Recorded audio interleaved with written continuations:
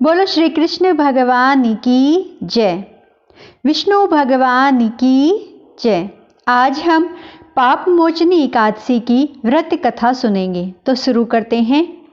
अर्जुन ने भगवान श्री कृष्ण से कहा, हे मधुसूदन, आपने फाल्गुन मास के शुक्ल पक्ष की एकादशी अर्थात आमलकी एकादशी के बारे में विस्तार पूर्वक बतलाया। चैत्र माह के कृष्ण पक्ष में आने वाली एकादशी का क्या नाम है, कृपया मुझे बताइए तथा उसकी विधि क्या है। कृपा करके आप मेरी बढ़ती हुई जिज्ञासा को शांत करें। भगवान श्री कृष्ण ने कहा, हे अर्जुन, चैत्र मास के कृष्ण पक्ष की एकादशी को पाप मोचनी एकादशी के नाम से जाना जाता है। एक बार की बात है, पृथ्वीपति राजा माधांता ने लोमश ऋषि से यही प्रश्न किया था जो तुमने मुझसे किया है। अतः जो कुछ भी ऋषि लोमश ने राजा माधांता को बतलाया वही मैं तुमसे कह रहा हूँ। राजा माधांता ने धर्म के रहस्यों के ज्ञाता महर्षि लोमश से पूछा, हे ऋषि श्रेष्ठ, मनुष्य के पापों का मोचन किस प्रकार संभव है? कृपा करके कोई ऐसा सरल उपाय बताए जिससे सभी को सहज ही पापों से छुटकारा मिल जाए। महर्षि लोमश ने कहा, हे नरपति, चैत्र मास के कृष्ण पक्ष की एकादशी का नाम पाप मोचनी एकादशी है। उसके व्रत के प्रभाव से मनुष्यों के अनेक पाप नष्ट हो जाते हैं। मैं तुम्हें इस व्रत की कथा सुनाता हूँ, ध्यान पूर्वक श्रवण करो। प्राचीन समय में चैत्ररथ नामक एक वन था। उसमें अप्सराएं किन्नरों के साथ विहार किया करती थी। वहां सदैव वसंत का मौसम रहता था, अर्थात उस जगह सदा नाना प्रकार के पुष्प खिले रहते थे।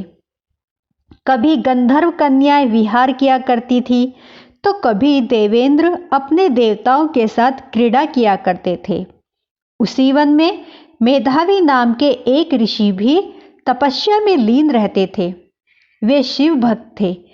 एक दिन मंजूघोषा नामक एक अप्सरा ने उनको मोहित कर उनकी निकटता का लाभ उठाने की चेष्टा की। इसलिए वह कुछ दूरी पर बैठकर वीणा बजाकर मधुर स्वर में गाने लगी। उसी समय शिव भक्त महर्षि मेधावी को कामदेव भी जीतने का प्रयास करने लगे। कामदेव ने उस सुंदर अप्सरा के भ्रू का धनुष बनाया, कटाक्ष को उनकी प्रत्यंचा बनाई और उसके नेत्रों को मंजूघोषा अप्सरा का सेनापति बनाया। इस तरह कामदेव अपने शत्रु भक्त को जीतने को तैयार हुआ। उसी समय महर्षि मेधावी युवावस्था में थे और काफी हष्टपुष्ट थे। उन्होंने यज्ञोपवीत और दंड धारण कर रखा था। वे दूसरे कामदेव के समान प्रतीत हो रहे थे। उस मुनि को देखकर कामदेव के वश में हुई मंजूघोषा ने धीरे धीरे मधुर वाणी में वीणा पर गायन शुरू किया तो महर्षि मेधावी भी मंजूघोषा के मधुर गाने पर तथा उसके सौंदर्य पर मोहित हो गए। वह अप्सरा मेधावी मुनि को कामदेव से पीड़ित जानकर उनसे आलिंगन करने लगी। महर्षि मेधावी उसके सौंदर्य पर मोहित होकर शिव रहस्य को भूल गए और काम के वशीभूत होकर उसके साथ रमण करने लगे।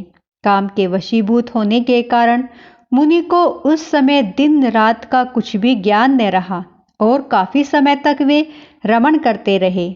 इसके उपरांत मंजूघोषा उस मुनि से बोली, हे ऋषिवर, अब मुझे बहुत समय हो गया है, अतः स्वर्ग जाने की आज्ञा दीजिए। अप्सरा की बात सुनकर ऋषि ने कहा, हे मोहिनी, संध्या को तो आई हो, प्रातःकाल होने पर चली जाना। ऋषि के ऐसे वचनों को सुनकर अप्सरा उनके साथ रमण करने लगी। इस प्रकार दोनों ने साथ साथ बहुत समय बिताया। मंजूघोषा ने एक दिन ऋषि से कहा, हे विप्र, अब आप मुझे स्वर्ग जाने की आज्ञा दीजिए।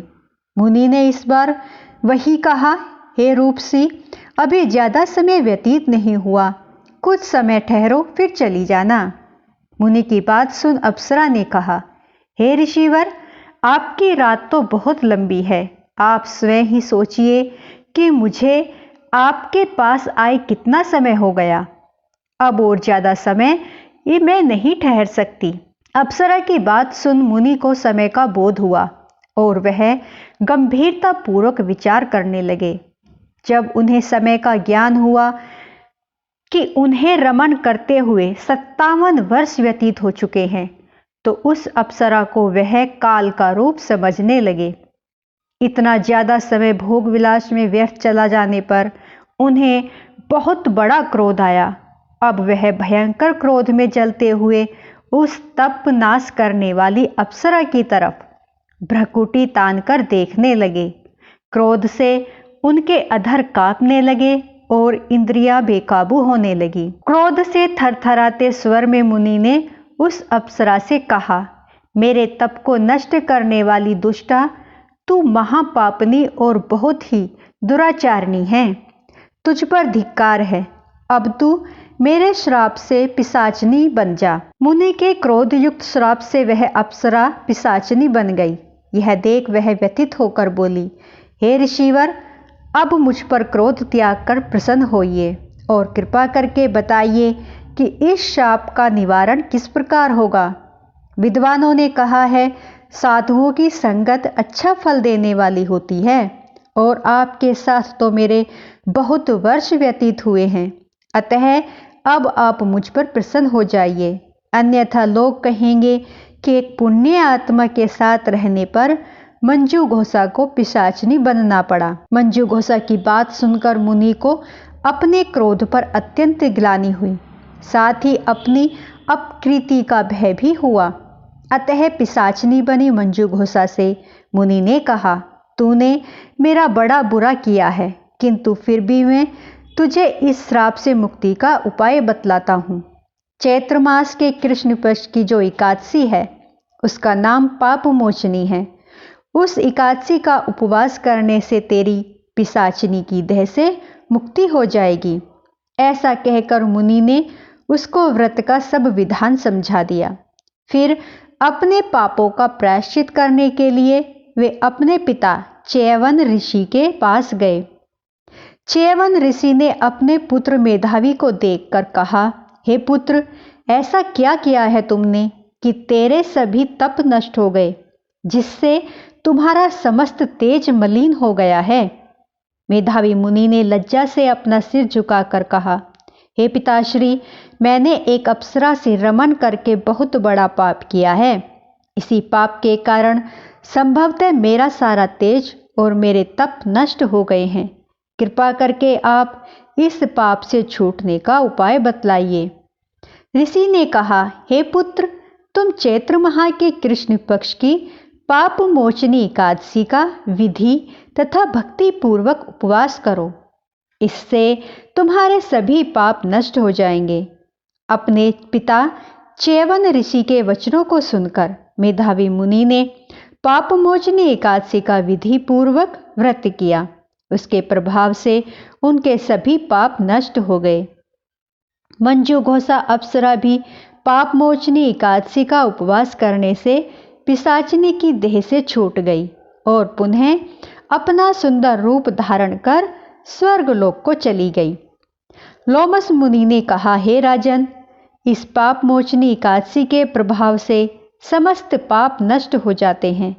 इस एकादशी की कथा के श्रवण व पठन से 1000 गोदान करने का फल प्राप्त होता है। इस उपवास के करने से ब्राह्मण हत्या करने वाले, स्वर्ण चुराने वाले, मद्यपान करने वाले, अग्न्यागमन करने वाले आदि भयंकर पाप भी नष्ट हो जाते हैं और अंत में स्वर्गलोक की प्राप्ति होती है। तो बोलो श्री कृष्ण भगवान की जय, बोलो विष्णु भगवान की जय। आज हमारे पाप मोचनी एकादशी की व्रत कथा यहीं पर समाप्त होती है।